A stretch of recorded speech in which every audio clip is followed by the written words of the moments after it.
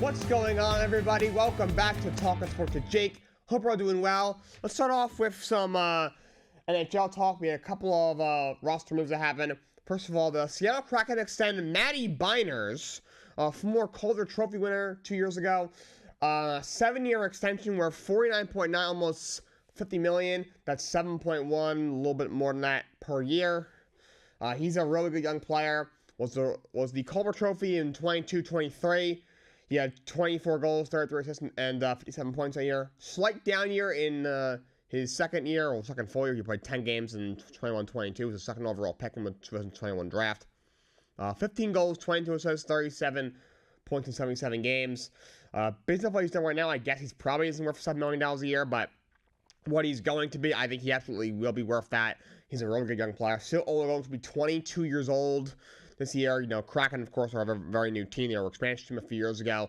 You know, we're very bad their first year. 2 years ago, made the playoffs. Actually, won a playoff series this past year. Didn't. Then actually, no, 2 years ago. So 3 years ago, they made the playoffs. 2 years ago, we're not very good to make the playoffs. This year, they were competitive. We're up and down. Ended up missing the playoffs.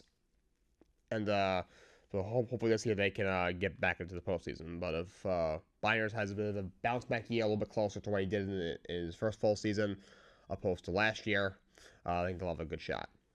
But they lock him up. And then the Flyers let go of Ryan Johansson.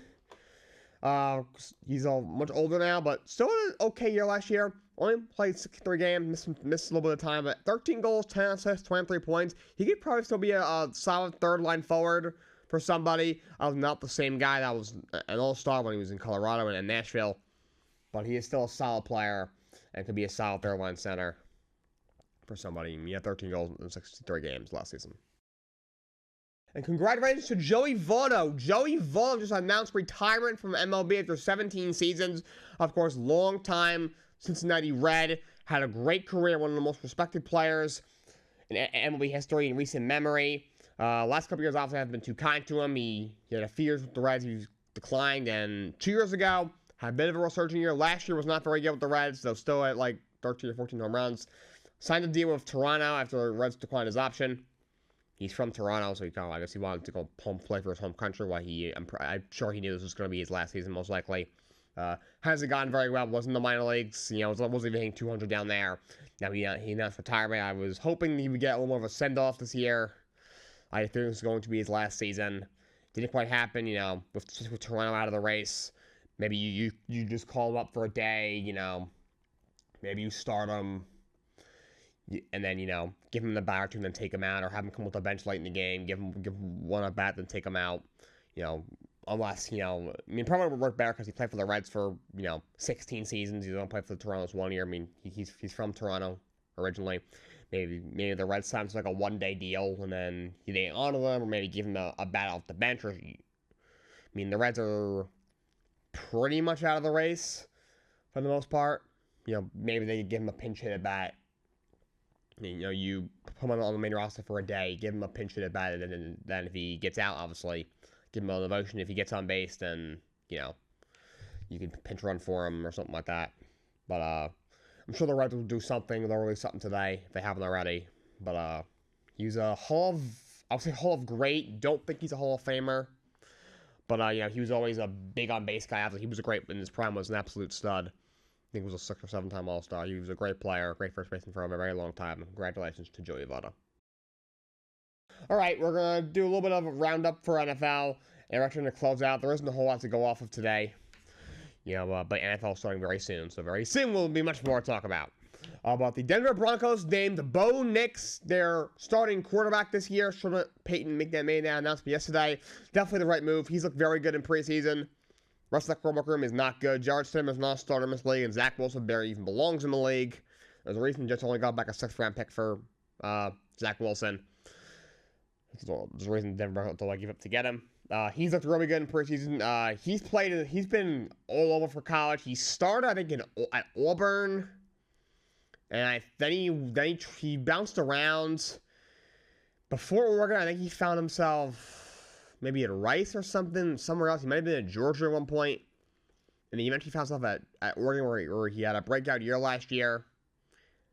And so he's played in a lot of different systems, and it's given him a lot of experience, which has actually honestly helped him prepare for the NFL. I'm not a fan of guys like jumping teams like that with the transfer portal, but honestly, helped Bo Nix is he has looked very comfortable. A lot of times, rookies in preseason, whenever they see pressure, they freak out, or they clearly look very raw, and they clearly look like they just need to play. Bo has looked very comfortable back there. Obviously, it's preseason. He's played against third-string players. The games don't matter. When the regular season hits, that's when it really matters. Who knows? I mean, I'm not gonna lie. The way I just described Bo Nix is probably the same way I would describe Sam Darnold in his first preseason with the Jets. Look how that turned out. The Jets didn't do him any favors either. I mean, Denver isn't exactly giving them, what the San Francisco 49ers offense either. But no, he's comfortable. I've always thought he could be a decent quarterback. And he was named a starting quarterback for the Denver Broncos. And a couple of other moves. Dallas Cowboys signed Linval Joseph for a year, $4 million. He's been around a while. Didn't do a whole lot last year. He played 7 games, just 12 tackles. But he's been around the league for a while. When healthy, he's still a solid run stuffer. Maybe he can rotate in when they think there's going to be a run. He can stuff the run. He was with the Giants for a while early in his career. Went to long-term with the Minnesota Vikings. And then he was with the Chargers for 2 years, and then he spent last year in Buffalo, and now he's going to Dallas. They could use somebody in the middle, though. They lost a couple of guys. They lose Armstrong off the edge. He had 7.5 sacks last year. Malhy Smith, first-round pick last year, did not play well. So they could use a little help on the inside, and they get it with Linval Joseph. And the Commanders make a trade for a kicker. They trade for Cade York. They give the Browns a 7th-round pick for Cade York. York, he hasn't actually played since 2022. 2 years ago, he was the kicker for the Cleveland Browns, and wasn't very good though. He missed 8 field goals and 2 extra points. He only made 24 of 32 field goals, and even missed 2 extra points. It was not very good. Did not play in the league last year, but I guess the Browns still had his rights. I guess he was competing for a starting spot. I guess he didn't win the job, so Browns was like, all right, let's move him. So then they trade him to the Commanders, who have had a bit of a kicker character this offseason. They originally sent Brendan McManus, or no, they had him already. He had some allegations that went against him, so the Commanders were like, we don't want anything to do with it. They cut him. They brought somebody else in. I forget who, but I guess whoever they did wasn't working out, so they brought a trade for Cade York. So we'll see if he ends up being their kicker week 1. Other than that, to finish off, the Atlanta Falcons extend A.J. Terrell 4 years, $81 million, including $65.8 million guaranteed. Really good deal for the Falcons. Yes, it is a lot of money. He gets just over $20 million a year, almost $66 million guaranteed. But A.J. Terrell, since being a first-round pick in 2020, has developed into one of the best corners in the entire league. He's not a big ball hawker, but he's one of the best cover corners in the entire game. He's got 20 pass defenses in the last 2 seasons. He also has almost over 90 tackles the last 2 seasons. A lot of times corners don't have a lot of tackles. He's a great player. You look at his stats. Yes, he hasn't had an interception in 2 years, but he's not like a guy like Trevon Diggs who's a big ball hawker. He's the guy who's honestly more comparable to Sauce Gardner than the New York Jets, who I believe is the best corner in the entire game. He's not as aggressive, but he's the guy who he'll lock you down. He's one of the best corners in the league, and the Falcons lock him down. I think it's very smart. You see, obviously the Falcons have been very basic this offseason, bringing Kirk Cousins on a big contract. And then, of course, recently, they've been busy trading for Matthew Judon to boost their pass rush, bringing in a legit starting safety and Justin Simmons on a 1-year deal. And now you lock up one of the best corners in the game, A.J. Terrell. A lot of corners have been getting paid this year.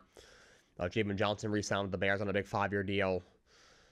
A couple other guys that got contracts. And then next year, Sauce Gardner is eligible for a deal. Trent McDuffie from the Chiefs, who's probably the slot corner in the league, and can also play on the outside from a first-round pick, will be eligible. And Patrick Tane is still eligible, so we'll see what Denver decides to extend him before the season starts, which is in 2 weeks. The first NFL game, regular season, Thursday Night Football, Chiefs-Ravens, is in 2 weeks from today. That's all I got. Keep an eye out. I'm going to do a fantasy football show, most likely sometime next week, because we only got 2 weeks, like I said, 2 weeks until the regular season. The preseason is wrapping up this weekend, I believe. So get prepared for that. Maybe probably got next weekend, actually. But yeah, preseason's coming to an end. Regular season's coming to a start. But I'm going to do a fantasy football show next week at some point. But until then, so long. Have a great day.